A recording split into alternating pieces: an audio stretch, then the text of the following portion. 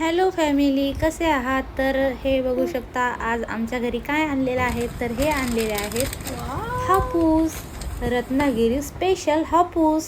बघू शकता तुम्ही, याचा वास पण एवढा मस्त येत आहे ना, अख्ख्या घरानं आमच्या रूमनं आंब्याचा वास येतो आहे.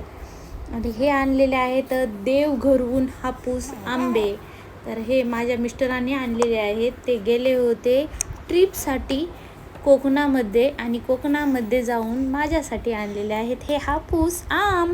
बघू शकता तुम्ही, हे 2 पेटी आणलेले आहेत. याच्या आधी म्हणजे गेल्या वर्षी मी इथेच घेतले होते. 1 पेटी मला 2700ला दिले होते, पण एवढे सपक आंबे होते ना, ते तोंडात घातलं तर असं तोंडाची चव गेली होती.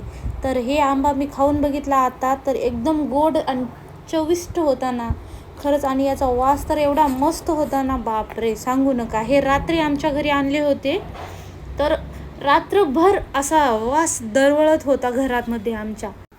तर संध्याकाळी तर खाल्ले नाही, कारण का संध्याकाळी खूप उशीर झाला होता, 12:30 वाजले होते.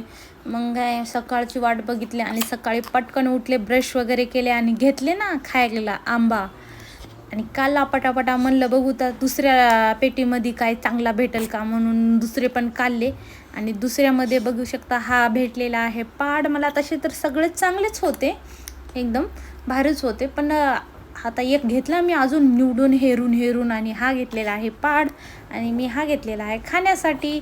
मी चाकू वगैरे घेतलेला नाही त्याला चिरण्यासाठी, मी असंच खाते. मला आम खायला असाच आवडतो. तर मी एक घास खाऊन बघितले, एवढा गोड होता ना, खरंच खूप टेस्टी होता. तर तुम्हाला पण आवडतो का आम? मला कमेंटमध्ये सांगा. Bye bye.